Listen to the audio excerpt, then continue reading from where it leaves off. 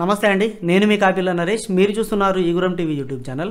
Friends, ముందే చెప్తున్నా, ఈ వీడియోలో ఎవరైనా కించపరిచినట్టు మాట్లాడినా, ఎవరి మనోభావాలను దెబ్బతీసినా ముందస్తుగా మన్నిస్తారని అనుకుంటున్నా. అగ్రెసివ్గానే మాట్లాడతా. ఎందుకంటే ఉద్యోగాలు రాక అందరు తలకాయలు కొట్టుకొని మంచిగా చదువుకొని టాపర్లు అయి ఉంటే అడ్డదారులు వచ్చి దొంగ సర్టిఫికెట్లు పెట్టుకుంటా అక్కడ ఉద్యోగాలు ఎక్కువ ఉన్నాయని చెప్పేసి ఉద్యోగాలు కొట్టాలని చెప్పేసి వీళ్ళు దొంగ సర్టిఫికెట్లు పెట్టేటువంటి ప్రయత్నాలు చేస్తారు. వాళ్ళకు సంబంధించిందే ఈ వీడియో. వాళ్ళలాగా మీరు చేసుకోవద్దు. ఇక్కడ ఎస్బీ ఎంక్వైరీలో అందరూ బయటపడుతుర్రు. మిమ్మల్ని అలర్ట్ చేసేందుకే ఈ వీడియో కాబట్టి వీలైనంత వరకు మీ మిత్రులకు షేర్ చేయరు. ఎవరికైతే స్టడీ సర్టిఫికెట్లలో డౌట్స్ ఉంటాయో, ఎవరికైతే 1 నుంచి 7వ తరగతి వరకు స్టడీ సర్టిఫికెట్లు సరిగా లేవో వాళ్ళకు చాలా యూస్ఫుల్ కాబట్టి మీ మిత్రులకు తప్పనిసరిగా షేర్ చేయండి. ఈ విషయం పైన పూర్తి అవగాహన కలిగి ఉండండి. యాజ్ ఏ గ్రాడ్యుయేట్స్గా అండ్ మీరు కాబోయే ఉద్యోగులుగా ఇంకొక సంవత్సరం అయితే మీరు ఉద్యోగంలోకి వస్తారు. ప్రభుత్వ సర్వెంట్లుగా పూర్తి నాలెడ్జ్ అనేది మీకు ఉండాలి కాబట్టి కొద్దిగా అగ్రెసివ్గానే చెప్తా. మీ మైండ్కి ఎక్కేటట్టు మీ సొంత అన్న అనుకోర్రి, నాకంటే చిన్నోళ్ళు అయితే నాకంటే పెద్దవాళ్ళు చూస్తే మీ సొంత తమ్ముడు అనుకోర్రి.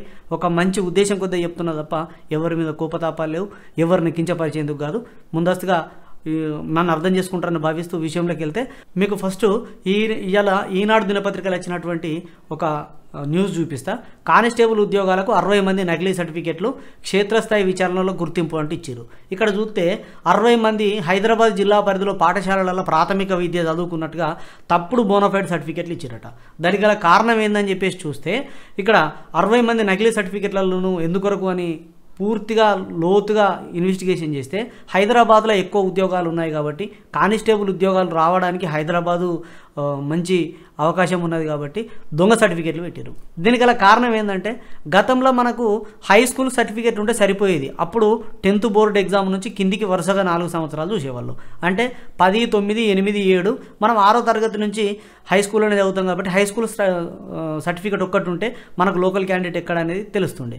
కానీ ఇప్పుడు కొత్త జీవో 124 ప్రకారము, కొత్త జోనల్ వ్యవస్థ, కొత్త మల్టీ జోనల్ వ్యవస్థ, కొత్త జిల్లాల ప్రకారము మనకు 1వ తరగతి నుంచి 7వ తరగతి వరకు ఉన్నటువంటి స్టడీని మాత్రమే చూస్తారు.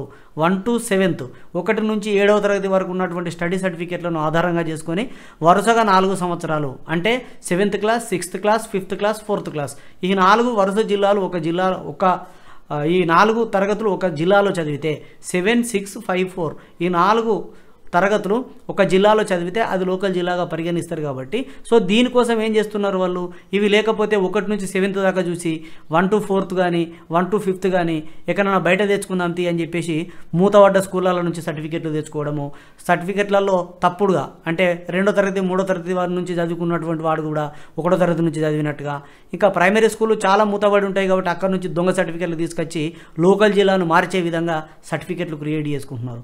కాల్మీ ఫర్ అనే యాప్ తీసుకొచ్చి, అంటే వేరే వాళ్ళది మనదేం కాదు, అందులో ఐడి క్రియేట్ చేసుకొని నాతో నేరుగా మాట్లాడవచ్చు, మీరు ఏమైనా సందేహాలు ఉంటే నివృత్తి చేసుకోరని చెప్పేసి నేను యాప్ తీసుకొస్తే అందులో కాల్ చేసి మాట్లాడేటువంటి 90% మెంబర్స్ రోజు 10 కాల్స్ వస్తే అందులో 7-8 మంది ఇదే డౌట్ల గురించి అడుగుతారు. అన్న, నేను 5వ తరగతి నుంచి ఒక స్కూల్లో చదువుకున్నా, కాకపోతే 1, 2, 3, 4 చదువుకున్న స్కూల్ లేదు, అదే స్కూల్ నుంచి నాకు స్టడీ సర్టిఫికేట్ ఇస్తా అంటాడు, తీసుకోవాలన్నా అని ఒక ఆయన అంటాడు. ఇంకొకటి అంటాడు, అన్న నేను చదువుకున్న బడి లేదు, అది మూసేసిర్రు, పక్కబడైన సర్టిఫికేట్ ఇస్తా అంటుండు, తీసుకోవాలన్నా అంటాడు. ఇక ఇంకోటి అంటాడు, అన్న నాకు ఇక్కడ బడి లేదు, మా అన్న హైదరాబాద్లో బడి నడిపిస్తాడు, మా అన్న స్కూల్ నుంచి నేను ఈ 1 to 4th స్టడీ సర్టిఫికేట్లు తీసుకోవాలని ఇంకోడు అంటాడు.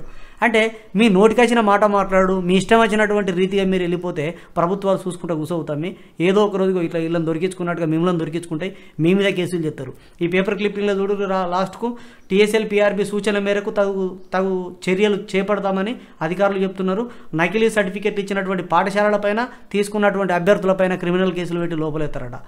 మొన్న సర్టిఫికేట్ వెరిఫికేషన్ చేసేటువంటి ఎస్బీ ఎంక్వైరీ చేసేటువంటి ఒక కానిస్టేబుల్ సార్ ఖమ్మం జిల్లా నుంచి నాకు కాల్ చేసిండు.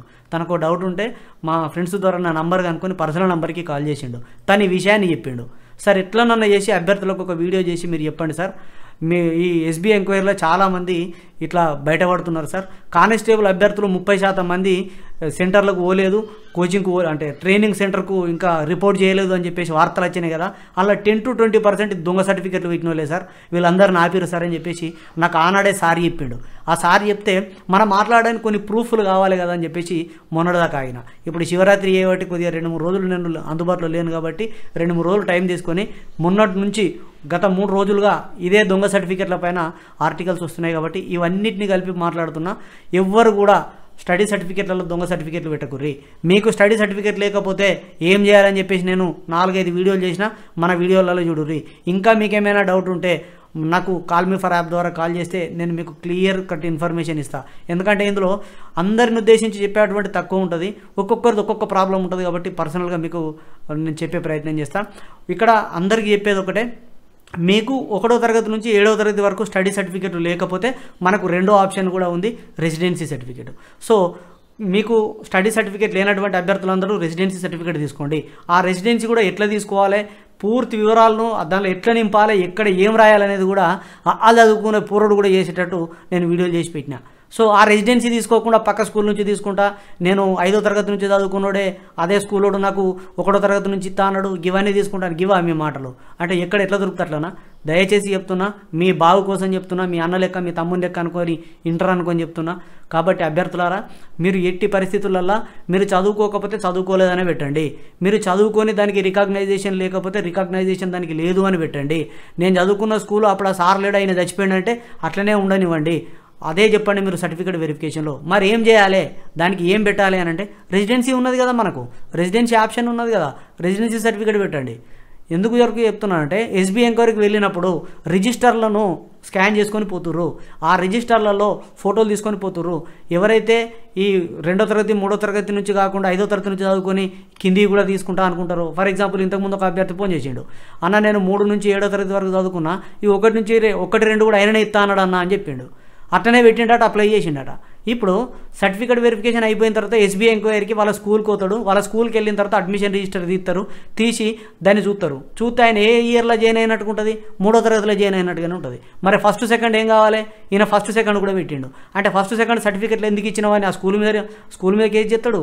ఫస్ట్ సెకండ్ నువ్వెట్లా తీసుకున్నావు చదవండి అని చెప్పేసి ఈయన మీద కేసు చేస్తాడు.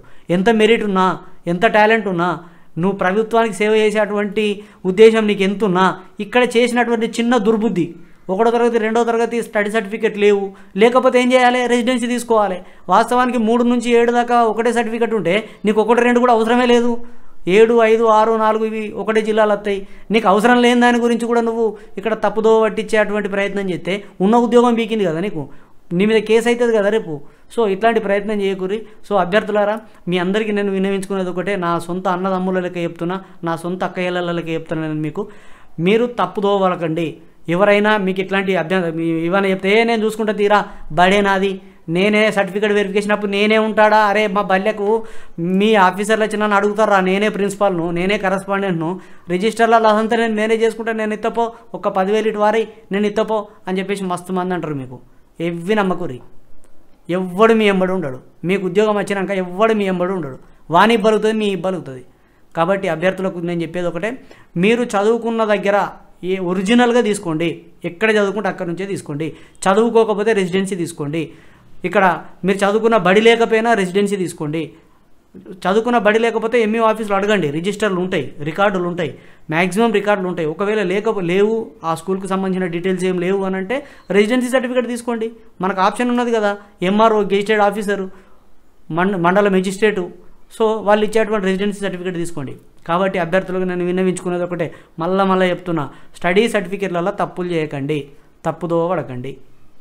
కాబట్టి ఈ విషయాన్ని అర్థం చేసుకుంటారని, మనస్ఫూర్తి అర్థం చేసుకుంటారని, పెద్ద మనసుతో మిమ్మల్ని ఏమైనా కించపరిచినట్టు మాట్లాడితే మన్నిస్తారని వేడుకుంటూ, ఈ విషయాన్ని మీ మిత్రులకు షేర్ చేస్తారని కోరుకుంటూ, సదా విద్యాసేవలో Eeguram TV YouTube channel. Thank you everyone.